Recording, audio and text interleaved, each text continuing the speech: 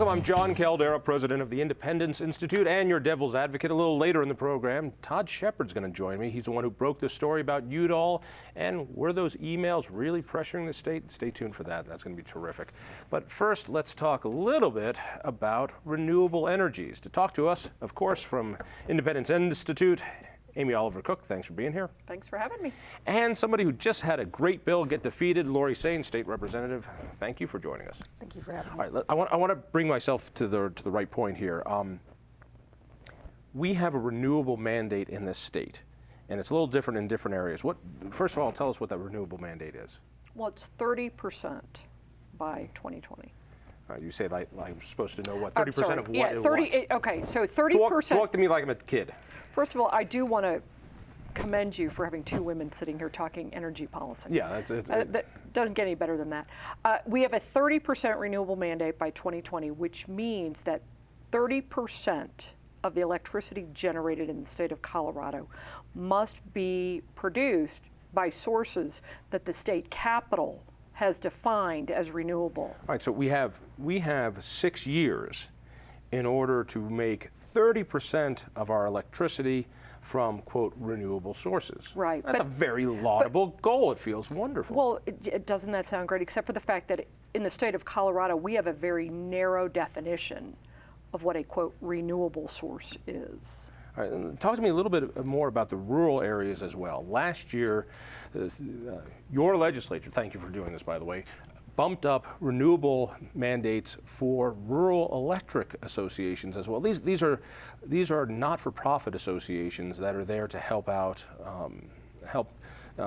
get electricity to the rural areas. They were exempt from this because they weren't companies. They were just co-ops. They were people banding together to meet their own power needs. Right. But why did the state feel it necessary to bump up their mandate as well? And when you said thank you, I just want to remind you, no Republicans voted for that bill. I'm aware. To give you some scale on that issue, consider this: the municipal utilities and investor-owned utilities like Xcel are actually exempt from SB 252, or they already meet that mandate. But if you look at the customers they have per line to recoup costs and investments in, say, solar and wind, you have 35 customers per line to recoup those costs. When you say per line, what does that mean? Per mile of transmission. Per mile of, okay. Yes, transmission line. Perfect. 35 in your municipal and your investor-owned, whereas in your rural areas, you have 5. All right, so for basically a mile of electric cable, Xcel has 35 customers to pay off the debt and all the stuff it takes to do that. In the rural electrics, since they're farther away and there's fewer of them, it takes 5 people to pay for that line. So rural electric people they're paying a lot already. Yes, they are. All and right. Another way to understand the scale too, the way the model has to work because of space, time, and how far away they are. Tri-State generates the electricity, and unlike the other utilities, they don't generate and then sell directly to the customer. They're customers of the co-ops, which are in turn owned by the folks in the rural areas. And so when they say this 2% rate cap, which has gone back and forth, President Moore said it was a compounding rate. Speaker said it wasn't a compounding rate. That's one of the things in the bill that was very... Got to bring people, you're at a grad school level. I'm still at 101 level. 2% cap. Okay. What does that mean? That means that it would only cost a customer on their bill 2% per year, supposedly, to pay for this wonderful, feel-good energy that they're producing. But the problem is worse than that. Right now, Tri-State's producing much more than their customers need. So essentially what this mandate is doing, if they have to produce another 20%, they actually have to kill off some of these coal plants before they're ready to kill them off. And then they have to build this wind and solar. Great. This is good. Right. Oh, yeah, sure. But then they have to build this new solar farms and wind farms, and then they have to go back and build more pollutants, peaking stations, because you have to subsidize or supplement intermittent wind power and solar power with gas energy. All right. Let's reel it back a little bit here so I can keep following. So right now in Colorado, let's just do this as a generalization. We have to have about a little less than a third of our power by wind and solar.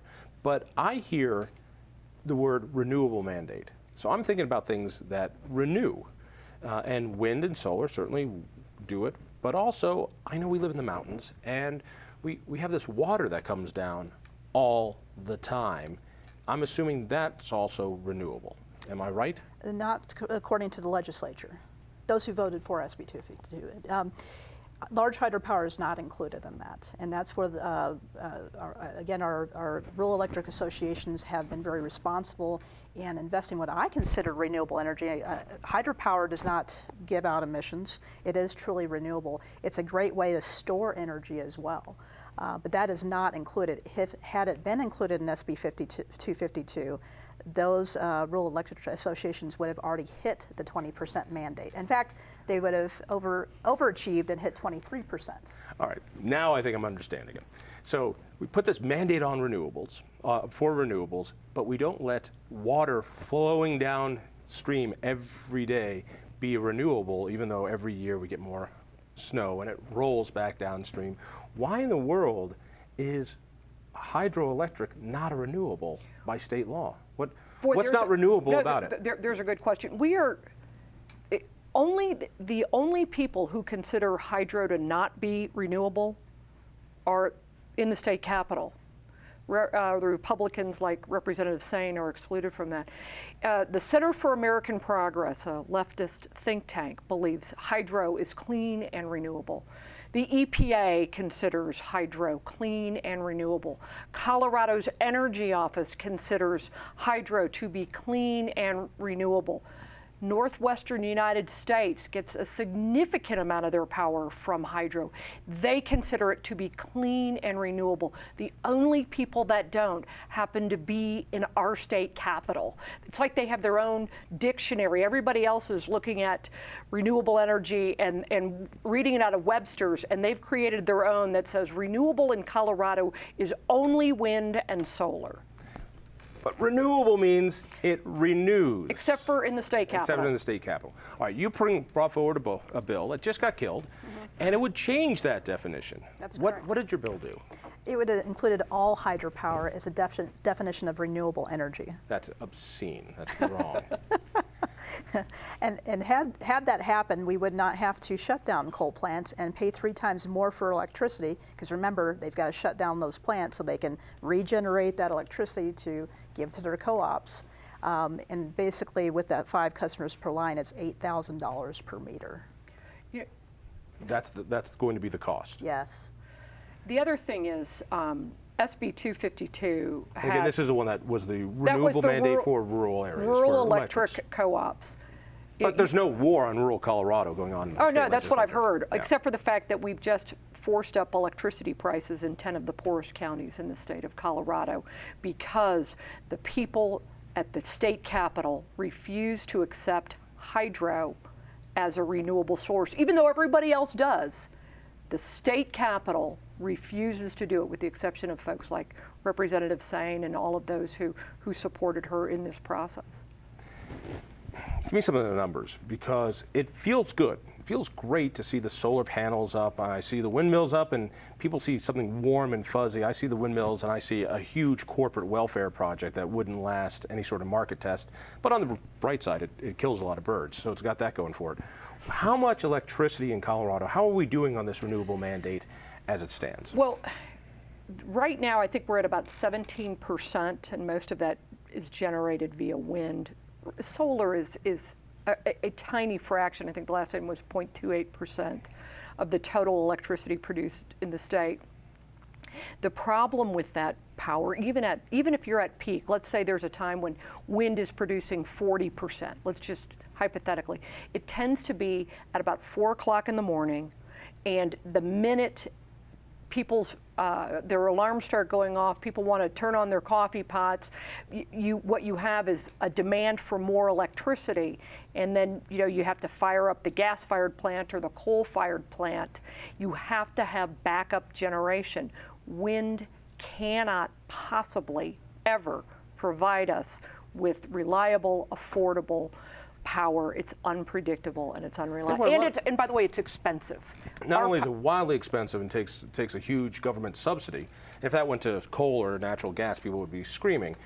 But it doesn't always blow wind, and it doesn't always have sun shining, so we have to build up second generation. So every time there's a wind farm, there has to be another natural gas power plant or a coal power plant to do this. And look, can I just, our electric rates have gone up dramatically. Just in the last year, while in the United States as a whole, electric rates, all sectors, by all end users, United States is at about, went up about 2.4%.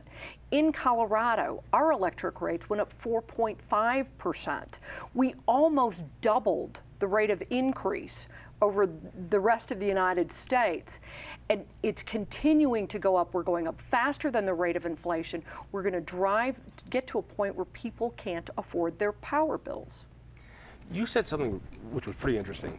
You used the word storage. Yes. Because since the wind doesn't blow all the time, obviously we need these other power generation sources.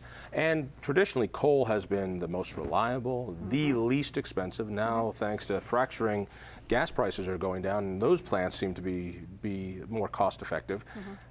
But you said storage. There's only one technology I'm aware of where you can actually store electricity. Correct. Interesting point. So if my bill had passed, water storage is the only way to store large amounts of power.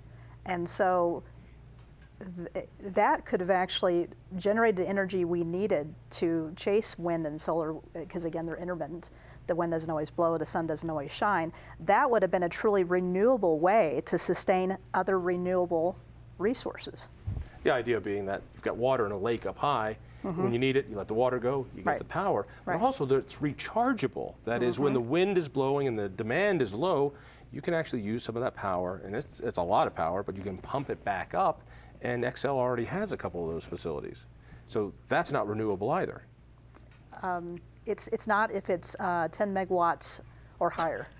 So in other words, wind is good, solar is good, but water flowing downstream, which doesn't, it keeps doing that too. I mean, it just keeps going back. All right, what about nuclear power? I want to add this as well. If we're looking for something that is renewable, that doesn't pollute, doesn't put out CO2, nuke power is that answer. Is that a renewable source here in Colorado? No, it is not. It is actually, along with hydro, probably the cleanest source of power. We have none in the state of Colorado. The only one we had was Fort St. Vrain, and it was shut down by Ron Binns. It was regulated to death. So yeah, we don't have it in the state of Colorado. It should be. And in fact, there are environmentalists who are now calling for more nuclear energy, because the only way you can bring, for them, affordable, reliable, low carbon power is to have nuclear energy. Last word. Tell me, what's your message to folks out in your area about what's going down in the Capitol on this issue? What is it they need to know? Well, what they need to know is essentially the bill that I ran that just got killed last night, more than any other bills to repeal or amend SB 52. This particular bill shows that SB 252 is about preferred energy, not responsible energy. Representative, thank you. Amy, thank you. Thank you. Stay tuned.